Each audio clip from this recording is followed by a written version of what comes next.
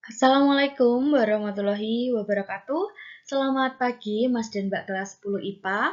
Bagaimana kabarnya? Semoga selalu baik-baik saja dan semoga selalu dalam lindungannya. Amin. Bu Dini harap kalian masih tetap semangat walaupun pembelajaran masih berlangsung secara jarak jauh. Hari ini Bu Dini akan menjelaskan tentang peranan virus dalam kehidupan.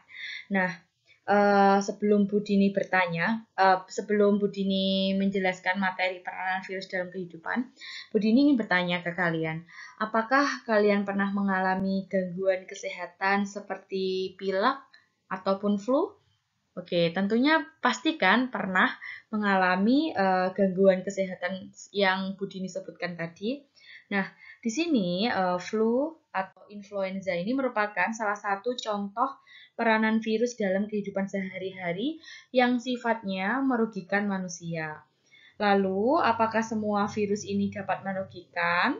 Nah, hari ini kita akan mendiskusikan virus apa saja yang menyerang tumbuhan, hewan, dan manusia, bagaimana dampak serangan yang ditimbulkan oleh virus pada manusia, dan apakah semua virus itu mendatangkan kerugian bagi kehidupan. Oke, lanjut saja. Di sini ada beberapa virus penyebab penyakit. Jadi Bu Dini kategorikan ada virus yang menyerang tumbuhan, ada virus yang menyerang hewan, dan ada virus yang menyerang manusia. Yang pertama yaitu virus yang menyerang tumbuhan. Pada umumnya ditularkan oleh serangga yang membawa virus dari satu tanaman ke tanaman lain. Nah, di sini ada beberapa penyakit yang disebabkan oleh virus, jadi yang menyerang tumbuhan. Contohnya ada penyakit mozaik. Ciri-cirinya biasanya ditandai dengan adanya bercak-bercak berwarna kuning pada tanaman, misalnya ada tembakau, tomat, kentang. Nah, seperti itu. Nah, di sini nama virus yang menyerang tanaman buncis misalnya itu ada virus BMV atau bean mosaic virus. Kemudian ada juga yang menyerang gandum, itu adalah wheat mosaic virus. Kemudian yang menyerang pada daun tembakau atau TMV, tobacco mosaic virus. Dan ada juga yang menyerang tanaman tebu, itu adalah virus sugarcane mosaic virus. Selain itu juga ada ada penyakit mozaik yang menyerang pada tanaman mentimun, itu disebabkan oleh virus CMV atau cucumber mosaic virus. Nah, selanjutnya ada penyakit degenerasi pembuluh tapis pada jeruk.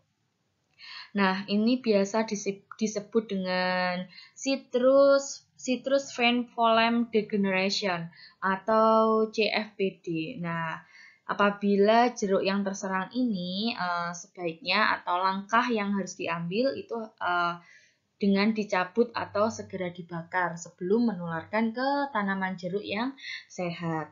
Nah, selanjutnya ada penyakit kerdil pada padi yang biasa disebut dengan penyakit tungro. Nah, di sini mengakibatkan tanaman padi ini pertumbuhannya menjadi terhambat. Biasanya virus ini ditularkan oleh serangga wereng atau wereng coklat ataupun wereng hijau. Selanjutnya ada penyakit cacar daun cengkeh, yaitu menyerang daun tanaman cengkeh. Nah, di sini Bu Dini sudah menyajikan gambar penyakit pada tumbuhan. Yang pertama, ini ada penyakit mozaik pada tanaman tembakau atau tobacco mosaic virus. Kemudian ada penyakit tungro atau penyakit kerdil pada tanaman padi yang menyebabkan terhambatnya pertumbuhan tanaman padi. Selanjutnya, ada penyakit degenerasi pembuluh tapis pada jeruk. Nah, atau biasa disebut dengan CFPD. Citrus vein phloem degeneration. Selanjutnya ada virus yang menyerang hewan. Oke, selanjutnya ada contoh penyakit pada hewan. Jadi ada virus-virus yang menyerang hewan. Contohnya yang pertama yaitu virus rabies atau anjing gila. Nah, biasanya ini dapat menginfeksi semua hewan yang berdarah panas. Contohnya itu ada anjing, serigala, ataupun kucing. Kemudian yang kedua ada penyakit kuku dan mulut pada hewan ternak. Biasanya itu menyerang hewan ternak, contohnya itu sapi, kerbau. Nah, seperti itu. Hewan ternak apabila hewan ternak itu terserang penyakit kuku dan mulut, itu akan menyebabkan tidak dapat berjalan ataupun tidak dapat makan. Selanjutnya ada virus H5N1 atau yang biasa disebut dengan flu burung.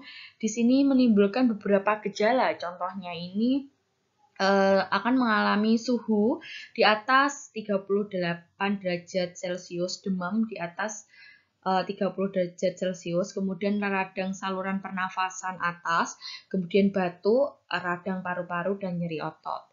Selanjutnya ada penyakit tetelo atau sampar pada ayam. Nah, di sini biasanya bisa menyebabkan ayam atau hewan ternak itu mati ya. Nah, di sini apabila sembuh, itu ayam akan kehilangan keseimbangannya. Biasanya contohnya itu ciri-cirinya itu kepalanya itu tertekuk dan berputar-putar. Nah, di sini Bu Dini sudah menyajikan penyakit tetelo pada ayam seperti ini. Jadi apabila dia sembuh, dia itu akan kehilangan keseimbangannya. Selanjutnya ada penyakit kuku dan mulut pada hewan ternak. Selanjutnya ada penyakit rabies yang menyebabkan rabies atau anjing gila. Selanjutnya ada virus yang menyerang manusia. Selanjutnya, ada contoh virus yang menyerang manusia, contohnya yaitu SARS. Nah, di sini yang menyerang itu adalah coronavirus. Nah, di sini penyakit SARS atau biasa disebut dengan sindrom pernafasan akut parah. Nah, atau Severe Acute Respiratory Syndrome, penularannya melalui kontak langsung dengan penderita atau udara dari batuk atau bersin orang yang terinfeksi. Nah, selanjutnya ada penyakit Ebola. Di sini penyakit Ebola ini pertama kali itu menyerang pada hewan. Kemudian selanjutnya pada tahun 1976 virus ini dapat menyerang manusia dan menimbulkan kematian. Nah, adapun penularan pada manusia dapat disebabkan dengan kontak kulit dengan penderita dan dari cairan tubuh penderita. Nah, selanjutnya ada AIDS atau Acute Immune Deficiency Syndrome atau sindrom hilangnya sistem kekebalan. Biasanya penyebabnya itu adalah HIV atau Human Immunodeficiency Virus. Nah, virus ini masuk ke dalam darah, menyerang sel-sel darah putih atau T4. Nah, diketahui sel darah putih ini kan berperan menjaga sistem kekebalan tubuh. Nah, di sini mampu memproduksi antibodi sel darah putih itu. Kemudian apabila HIV itu masuk dan menginfeksi sel darah putih itu, menyebabkan tubuh itu tidak mampu lagi melawan bibit penyakit.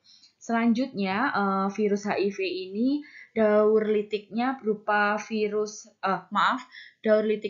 lisogenik. Jadi HIV ini memerlukan waktu kurang lebih 8 tahun untuk menghancurkan sistem kekebalan tubuh penderita. Jadi ketika orang tersebut terkena HIV, jadi nggak langsung hari itu atau beberapa minggu, melainkan 8 tahun untuk menghancurkan sistem kekebalan tubuhnya. Nah, di sini HIV itu ditularkan melalui hubungan seksual, kemudian transfusi darah, dan jarum suntik. Kemudian, adapun cara menghindari HIV yaitu tidak melakukan seks bebas, kemudian menghindari narkoba, kemudian mendapatkan donor darah dari orang-orang yang sehat. Tentunya kalau kalian tuh donor darah, perhatikan jarum suntiknya. Pastikan kalau jarum suntiknya itu baru atau belum bekas orang lain. Selanjutnya ada hepatitis. Nah, di sini virus hepatitis ini macamnya ada banyak, ada A, B, C, D, E, F, dan G. Tetapi masyarakat itu lebih atau sering mengenalnya itu ada dua, yaitu virus hepatitis A dan virus hepatitis B. Nah, di sini virus hepatitis A ini penularannya melalui jalur fekal oral, artinya makanan dan minuman, ataupun suntikan.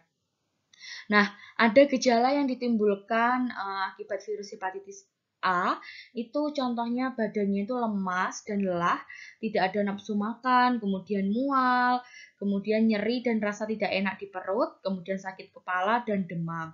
Biasanya urinnya itu berwarna kuning seperti air teh. Selanjutnya ada virus hepatitis B. Nah, di sini ditularkan melalui kontak darah atau cairan kelamin. Nah, gejala yang ditimbulkan adanya